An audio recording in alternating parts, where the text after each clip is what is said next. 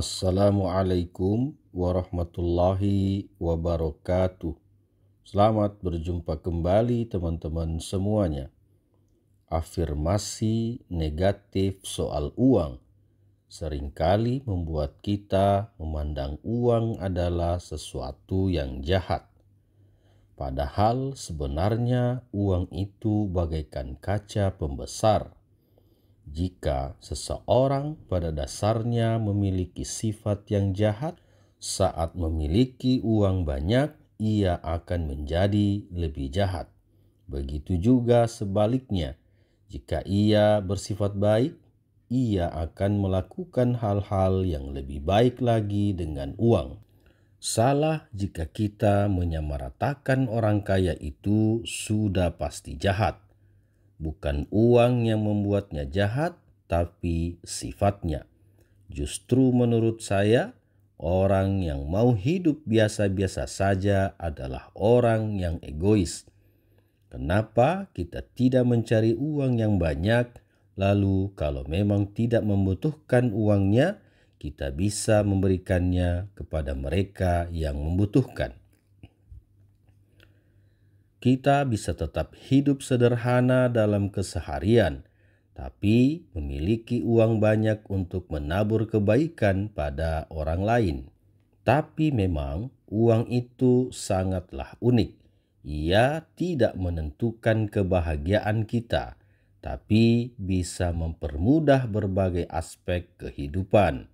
Kita bisa keluar dari berbagai masalah hidup dengan uang.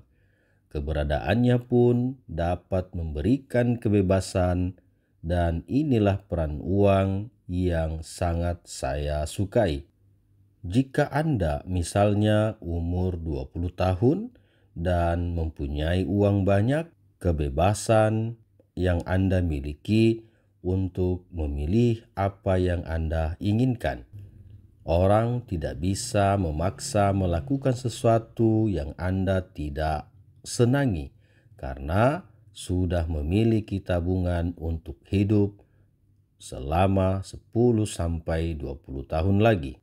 Kebebasan yang diberikan uang itu membuat orang bisa memilih untuk pergi ke luar negeri dan bekerja dari mana saja, memberikan pengalaman hidup yang luar biasa.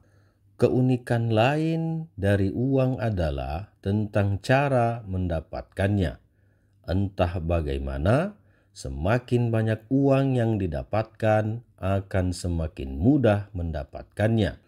Semisal Anda membeli jam Rolex, banyak yang berpikir membeli jam mahal dengan harga puluhan juta tersebut hanyalah membuang-buang uang.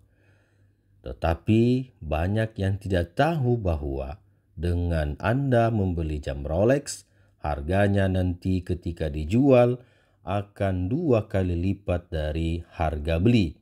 Jadi seolah-olah Anda sebenarnya dibayar dengan memakai jam Rolex. Konsep Law of Attraction atau hukum tarik-menarik berlaku pada uang. Ketika kita membayangkannya, lalu berupaya mendapatkannya, kita akan dapat. Sejujurnya, Anda tidak pernah sengaja mempraktekkan, namun anehnya itu sering terjadi pada Anda. Banyak mimpi yang Anda ucapkan dulu kejadian di hari ini. Jadi, Anda harus percaya bahwa dunia bisa memberikan apa yang Anda impikan dan kejar. Kita tidak perlu takut untuk bermimpi besar.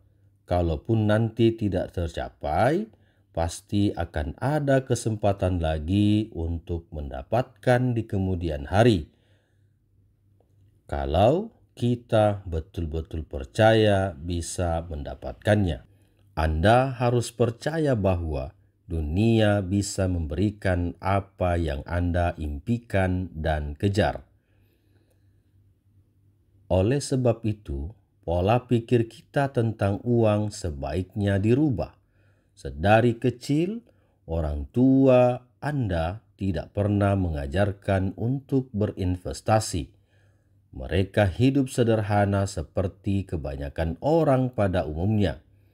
Untungnya, Anda bertemu dengan buku-buku atau mentor-mentor atau konten-konten yang bisa memotivasi Anda.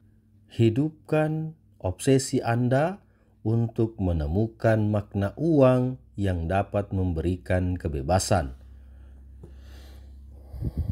Banyaklah belajar tentang konsep uang dan bagaimana cara mengelolanya.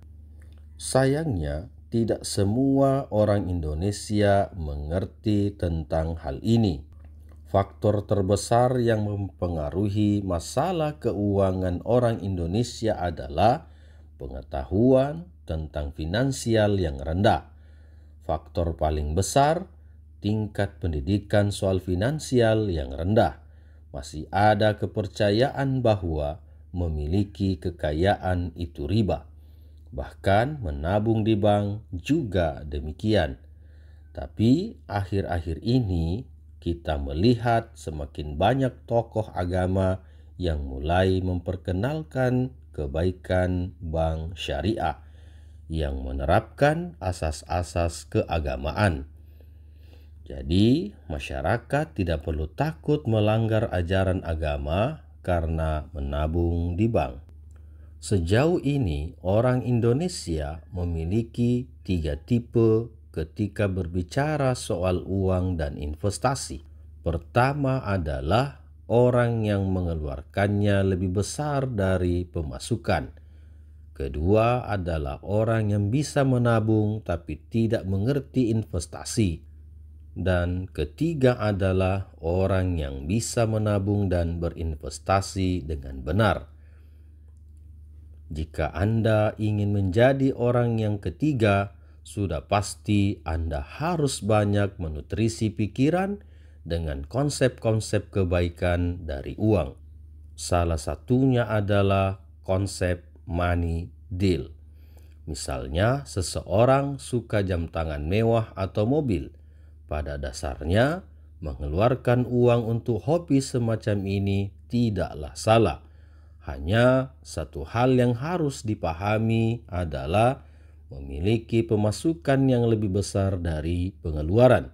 Maka, proporsi pengeluaran seimbang dengan pemasukan dan tidak mengancam kehidupan di esok hari. Cara ampuh untuk mengelola uang adalah dengan mencatat pengeluaran. Anda harus memperlakukan diri sendiri seperti sebuah bisnis. Seberapa pun uang yang masuk untuk Anda dan uang yang keluar harus dicatat. Maka Anda harus melakukan budgeting untuk menentukan proporsi biaya-biaya pengeluaran.